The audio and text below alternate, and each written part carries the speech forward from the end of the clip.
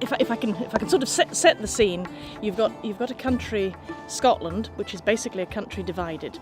So you've got the Highlands and the Lowlands. The Highlanders hate the Lowlanders hate the Highlanders. So when the situation arose in the 17th century, where the Highlanders, having lost their Catholic king, thought, we're not having this, and rebelled. The lesson that the new King and Queen Mary and William and Mary learnt was that the Highlanders weren't loyal to them, or most of them weren't. So they thought, right, okay, we'll give them a chance. We'll offer them forgiveness so long as every single Highland clan chieftain goes to a place called Inverary on the west coast. There they had to sign an oath to promise to be good boys from now on, not to rebel again, and they had to do it by the 1st of January 1692. So rather reluctantly, because they didn't really want to sign the oath, all the Highland clan chiefs headed off to Inverary, and they all got there by the deadline, except for the chief of the clan, MacDonald. Now, the MacDonalds were very, very independent, didn't like being told what to do, and so really didn't want to sign the oath.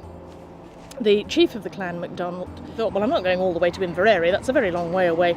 I'll go to Fort William, where he knew there was a garrison of British government soldiers, so he thought he'd be able to sign the oath there. Went to Fort William, got there and was told, nope, you've got to go to Inverary. But he'd left it so late by that stage that by the time he actually did get to Inverary, he was 5 days past the deadline.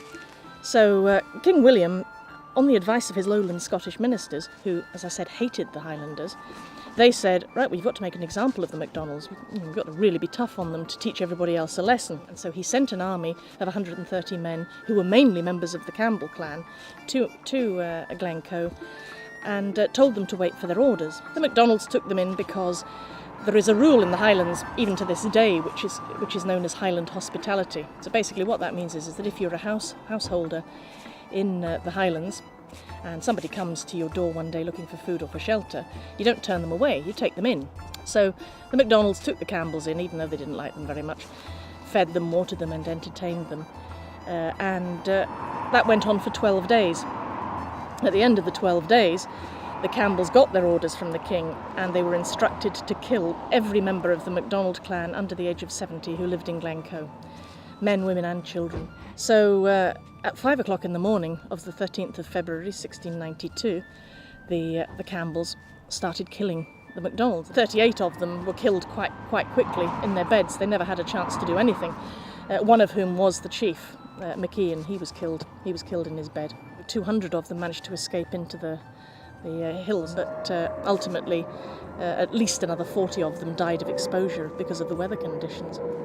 And in fact, nobody really knows precisely how many MacDonalds did die that day.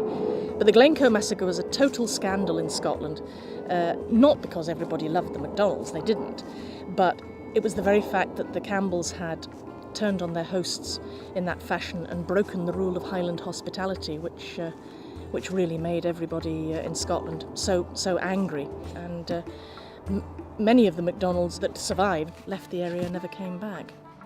The Clachaig Inn, which is right within the glen, has a sign above one of the doors that says "No Campbells." So if your name's Campbell and you want a pint of beer, you have to lie. You can't tell them what your name is, because Campbells are still not welcome to this day in Glencoe.